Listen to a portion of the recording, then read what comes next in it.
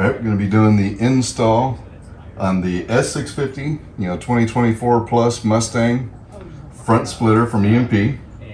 This front splitter will work on both EcoBoost and GT. So we'll just go ahead and get right into it.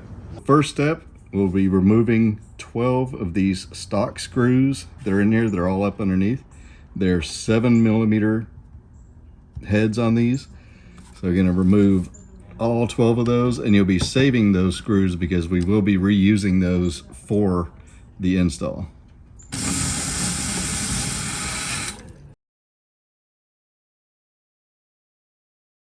So you're going to install one of the sides first. You can start with whichever one you want to start with first. We're starting the driver's side. Make sure that you have the countersunk holes facing up, and then you'll get it up under there, and then you'll line it up with those stock holes with those screws that you just pulled out, and then we'll start getting those screws in. Okay, so this hole right here at this bend, this lines up with the first stock hole. So you're gonna put that stock screw back in there, put it in the hole, kind of get it, finger tighten in there so it holds itself up. Then you can go to one of the other ones. I'll skip one so that we have a little bit better leverage holding it up, and then put another one in the hole. Now it can hold itself up. You can put another screw in.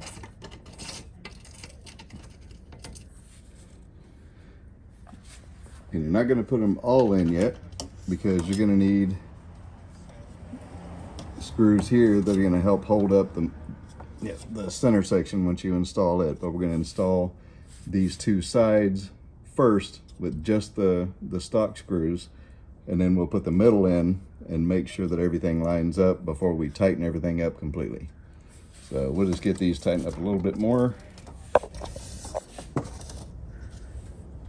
and then we'll move on to the other side, and then center section after that.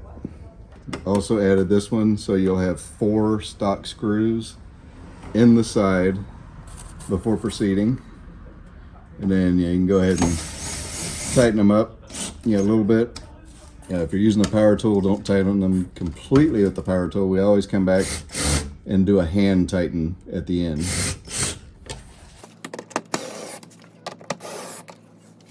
Now we've already got this side on. We did it exactly the same as the driver's side, and it's just stock screws holding it in right now. So now we're moving on to the center section. So we're going to install it first just using the stock screws, the ones that we already took off. And it'll be these 4 holes here. And so we'll go ahead and install with this one first, and then we'll do the second one over here. So we got the leverage, hold itself up, and then we'll finish off with those 2. Okay, so we do the first screw, which is in this hole here, going into the stock hole that it came out of. Get the hand tightened in there. Come down here.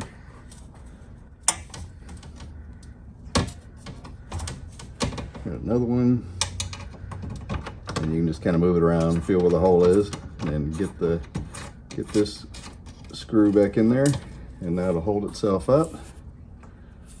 Get the final 2 stock screws back in.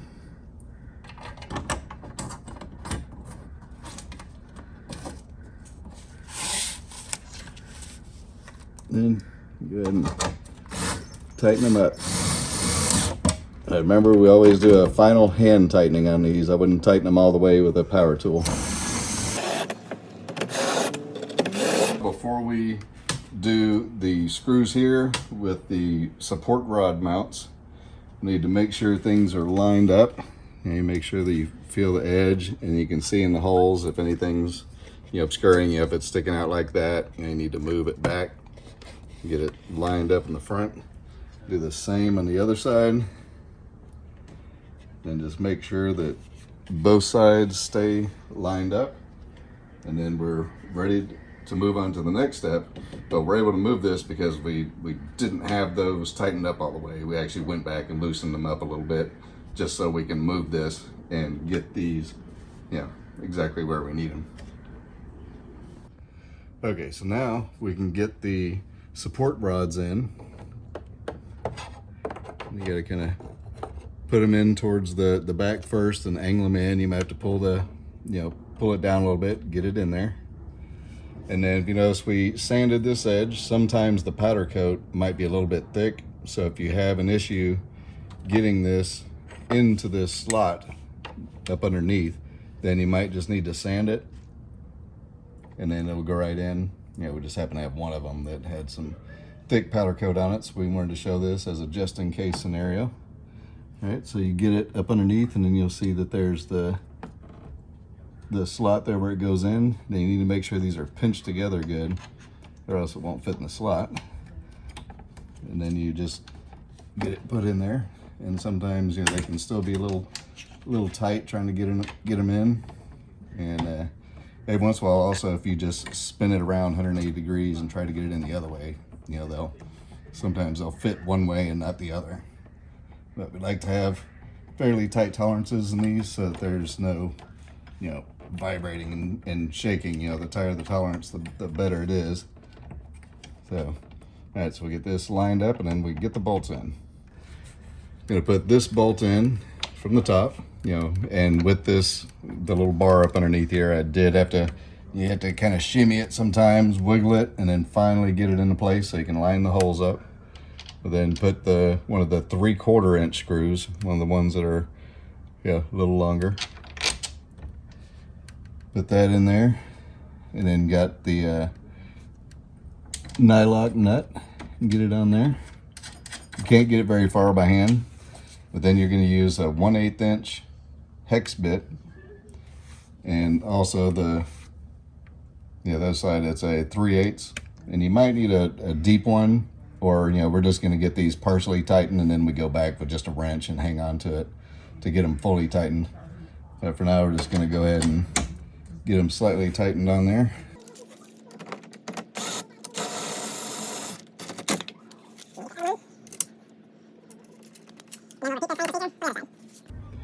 Okay, so we've got the support rods in on both sides, you know, and before you fully tighten everything, you know, even the stock screws that's holding this up and the center section, you know, and the other side, you know, you just leave them a little bit loose so that you can get everything, you know, nice and even here on the front. Then tighten these bolts up so that it holds it in. But just make sure you got everything, you know, still a little bit loose so that you can move these around just that little bit so that you can get that, you know, perfect fitting right there and line everything up. We're going to take 2 L brackets and we're going to take one of the 3/4 inch bolts and a nylock nut, and we're going to get these, you know, put on here. You know, this is an EcoBoost, so it goes, so these fit just fine. But if you have a GT, you'll put 2 of these per side. Basically, you will sandwich this onto here. You know, you'll put it on there and you'll put the screw through it and have it held on, and then that will flip up, and then the L brackets will then go in that top hole because the GT is a 1/2 inch lower, the lip is. So for the GT, just had this spacer that will go in there vertically. You know, this will end up being on top. Yeah, there will be this in the middle and then another one of these on the other side. So it'll be sandwiched. So it'll be 2 per side. Sandwich it on there. These will be at the top, and you'll have another bolt that holds them onto this. For the EcoBoost, just gonna put, you know, 3/4 inch screw with the L bracket, put through there, another L bracket on, then put the nylock nut on. And you always want to have the flat part of the nylock going in towards the bolt. You don't want to have the rounded side.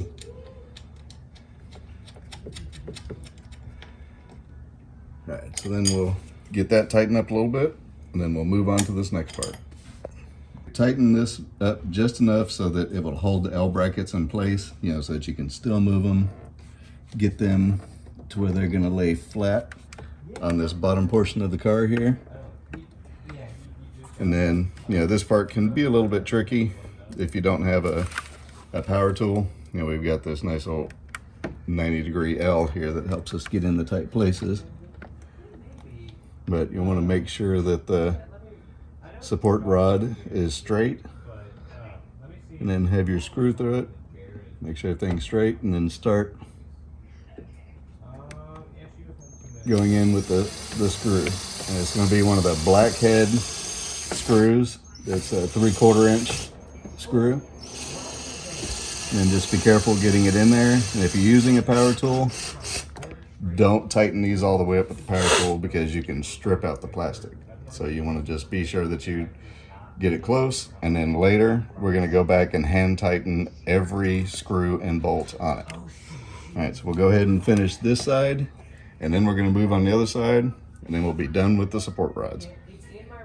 You're going to take these same blackhead screws you just used on the support rods to hold those up on the car with the L brackets, and take these and then put them in all the other screws that are between the stock screws, as well as these two screws here, these two holes here. And you do the same for each side. So it'll be these two holes plus the other screw holes that are between them. And then you got one out here on the end. With these screws, you don't want to install them, screw them all the way in tight if you're using a power tool. Just get them close and then go back and hand tighten. And then when you're hand tightening, you still got to be careful to not strip the plastic out. And now we're going to go back and hand tighten everything. You know, we've got the support rods already on both sides. And so now we're going to go in and you know, we'll tighten these first. So, you know, you have your 1/8 inch and your 3/8 inch, and tighten these. And then you'll come back, you know, we just have a stubby screwdriver. Come back and, you know, tighten these a little bit more, just get them hand tightened.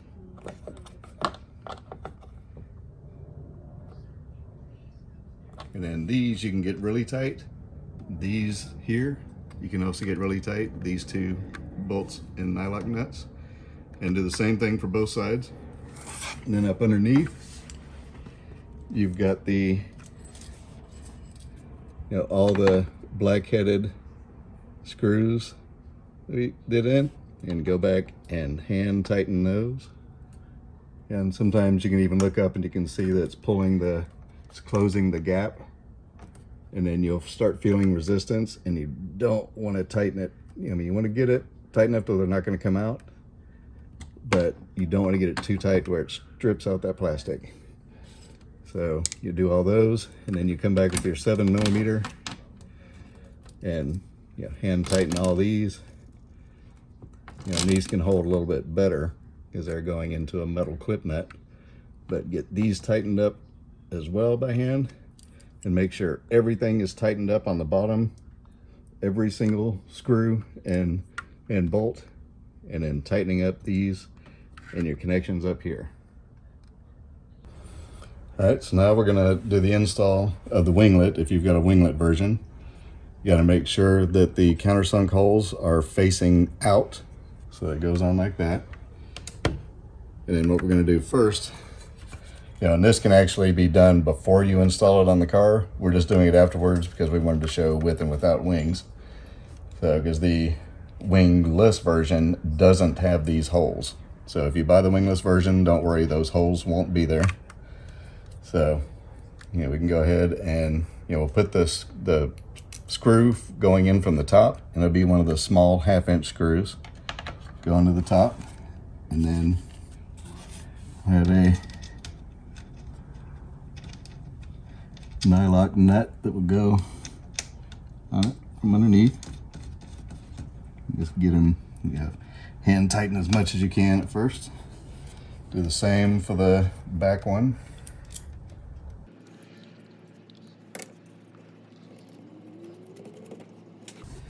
And then I'll put the bolt in there into the countersunk hole.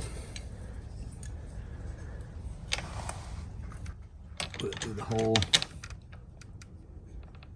And then always remember, make sure you got the flat side of the nylock nut going onto the bolt first. Kind of fun getting these on there. Hand tighten that. Get this other one in.